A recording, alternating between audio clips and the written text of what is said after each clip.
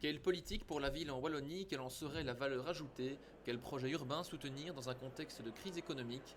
Ces questions et beaucoup d'autres ont fait l'objet d'une large réflexion lors du colloque Bassin de ville, bassin de vie. Il s'est tenu à Charleroi en octobre dernier à l'initiative du ministre Paul Furlan. Il y a énormément de monde, donc manifestement le sujet intéresse. Puisqu'il s'agit de définir une vision à long terme d'une politique urbaine et périurbaine en Wallonie, c'est bien vraiment que ça se fasse avec tous les milieux universitaires, administration et les citoyens qui ont vraiment à s'exprimer sur le sujet, parce qu'on parle finalement d'un certain nombre de sujets qui vont les intéresser demain au quotidien.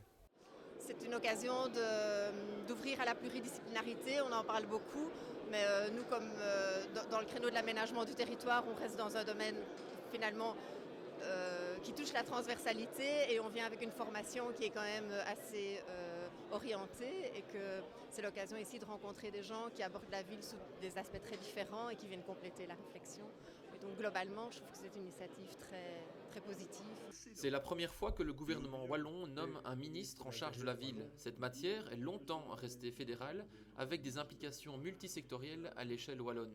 Paul Furlan est désormais aux commandes de ce vaste chantier et a l'envie de le conduire avec ambition. Encore une fois, l'objectif n'est pas pour le ministre de la Ville de sortir vraiment à très court terme des actions dans une réflexion à la va-vite. Je pense que la Wallonie nécessite plus d'ambition, plus de vue à long terme.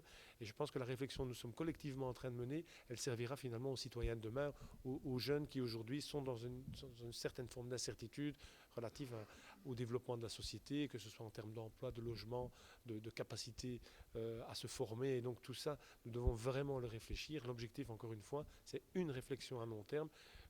Dans le cadre du plan Marshall, le ministre voit dans cette politique des pôles urbains un véritable support qui lui permettra d'exploiter tout son potentiel. Il manque une jambe à ce développement économique, c'est une vraie politique de la ville, une vraie politique urbaine qui tienne compte aussi des intérêts périurbains, des intérêts de la campagne. Et donc il ne s'agit pas d'opposer les gens, mais plutôt de les fédérer autour d'un projet. C'est l'objectif de ce colloque, de mettre tout le monde autour de la table pour réfléchir à une politique, mais que j'espère ambitieuse et à long terme pour la Wallonie. Paul Furlan insiste bien sur l'importance de fédérer le citoyen des villes à celui des champs, se considérant lui-même comme issu de cette association. On est toujours un peu tous citoyens des villes et citoyens des champs. Moi-même, j'habite à Touin, qui est une zone clairement dans la périurbanité du bassin de vie de Charleroi, donc plutôt un citoyen des champs à ce sujet. Le citoyen des champs a un certain nombre de problématiques, notamment en termes de mobilité, d'isolement, notamment des personnes âgées qu'il faut résoudre. Et puis par ailleurs, un citoyen des villes, parce que comme le développement économique se fait dans les villes, le travail se trouve dans les villes. Et donc on est tous à la fois un peu citoyens des villes et un peu citoyens des champs. Durant ces 2 jours de réflexion, de nombreuses analyses et idées ont été développées. Elles font l'objet d'un travail de synthèse et de concrétisation par les services du ministre. Une vraie politique de la ville en Wallonie, c'est donc pour bientôt.